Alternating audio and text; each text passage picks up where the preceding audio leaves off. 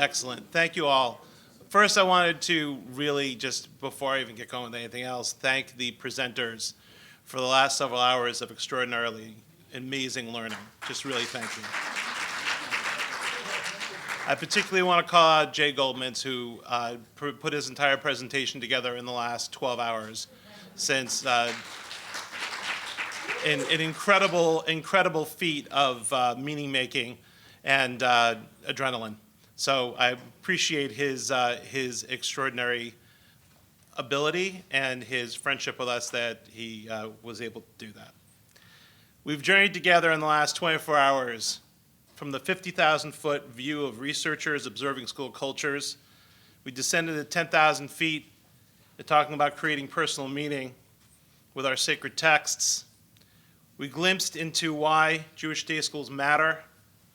And down at the ground level, we focused on specific dynamics of making meaning in 6 different ways. Before we go off to our own journeys that parallel ourselves back in the own spaces that we belong to, allow me to frame this moed, this sacred space and time that we've created, in a certain way. Imagine, if you would, a mother and a preschool-aged son living out in the suburbs. And that son asks the mother for cow toenails. And the mother, of course, being the curious parent that she is, says, "Why would you need cow toenails?" And little Johnny says back, "Well, because I want to grow cows in order to be able to have a farm." And the mother, of course, bemused by her son's naive way of looking at the world, says, "Ho, ho, ho, now I'm going to take this open opportunity to explain to you where cows come from."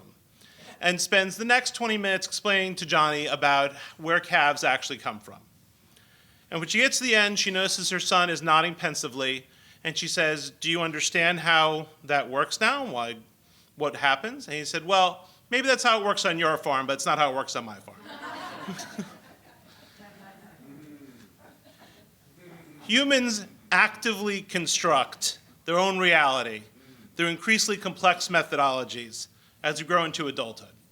The way our brain changes from 0 to 3 when we learn about gravity and trust and other things is how we change that much when we grow from 10 to 14 years old through social understanding and emotional learning and awareness. This phenomenon points to the fact that human beings are bred meaning makers. That's what we do.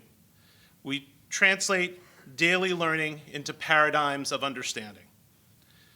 In that way, we have created over the last several thousand years a direct relationship with our sacred text, our people, and our divine Lord above. How the students will learn and eventually in their lives teach may be strongly influenced by the way that we teach them how to do meaning making at this point in their lives. This necessitates students having teachers who are inculcated with our Masorah to guide them, and educators with the ability to create venues that will motivate students to make meaning.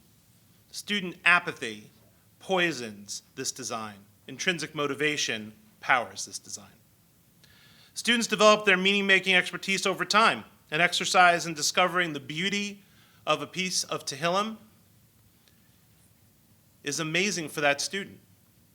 But if that student is given a list of things that are beautiful about this piece of Tehillim, they will in fact reject that list. They will push back, and it will create doubt. And as we know, the greatest wisdom that we want for our students is created from wonder and not doubt. Students make meaning that thrives on teachers championing critical thinking and developing self-directed learners.